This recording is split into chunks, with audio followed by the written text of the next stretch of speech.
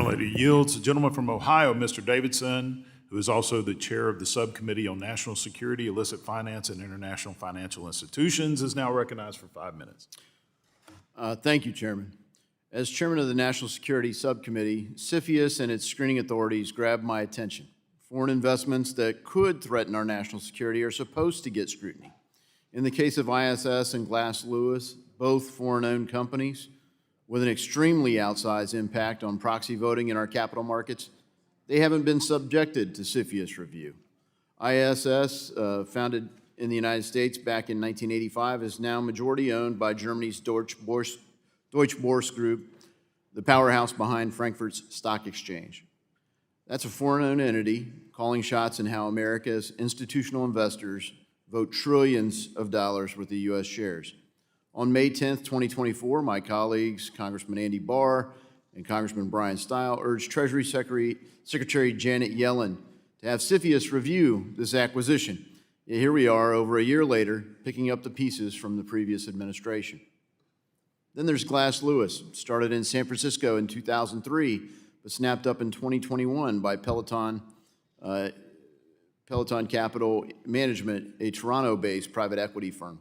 ISS and Glass Lewis aren't small outfits. Together, they dominate 97% of the proxy advisory space, influencing votes on everything from board elections to ESG mandates that shape corporate policies and significantly influence America's capital markets.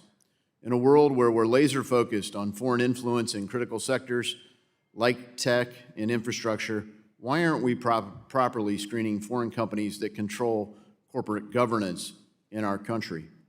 Could these ties inject biases, say European-style green mandates or Canadian anti-growth policies, into U.S. boardrooms, undermining American competitiveness? We need transparency and safeguards to ensure these firms aren't advancing agendas that put foreign interests ahead of American shareholders. Look, the shareholder proposal process under Rule 14a-B or 14a-8 was meant to give real shareholders a say in how companies they own are run, holding boards accountable and driving long-term value for America's retail investors who are saving for retirement.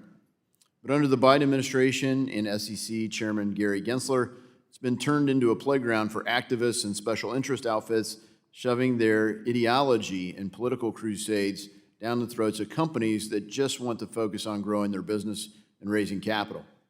Why go public in America when you can dodge this regulatory circus?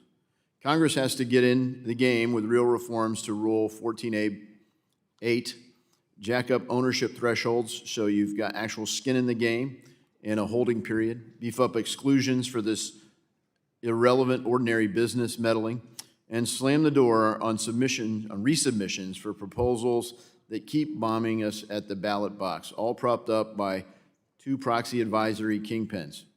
And speaking of those kingpins, ISS and Glass Lewis, with their 97% stranglehold on the market, they're the real enablers here, steering institutional votes like puppets without a shred of accountability or transparency. Their recommendations are really activism masquerading as advice, turbocharging robo-voting. And it's time to break this duopoly and let free markets actually work. Mr. Mueller, you've seen thousands of proposals up close. Why has the number of social and environmental ones exploded, and why do they mostly fail but keep coming back?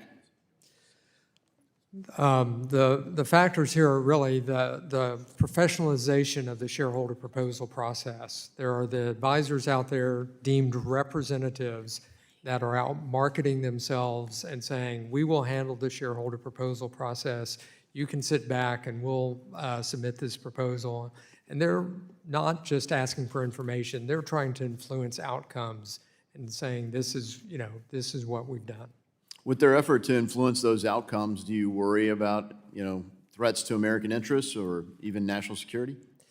Certainly I do, because they are focusing on one aspect of a company's operations. The management, who also has fiduciary duties to all the shareholders, to all shareholders, know the company best. They, as Mrs. Kuehl has said, have often already considered these issues. They're often addressing the issues the way they view best for all shareholders.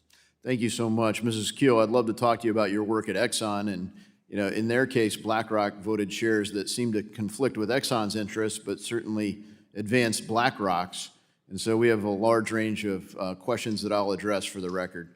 And I have some for you too, Mr. Copeland. My time's expired and I yield.